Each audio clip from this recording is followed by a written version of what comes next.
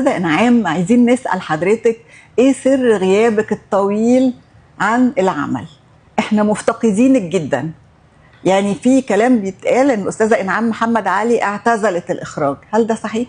لا، ما اعتزلتش، لكن في ظروف يعني خلتني يعني ما اقدرش امارسه دلوقتي يعني.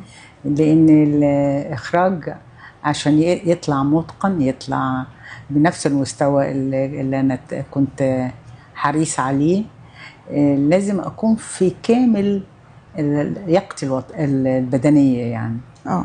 يعني فممكن اكون شويه انا ما بقتش في هذه اللياقه اللي هي بيتطلبها الاخراج بالذات.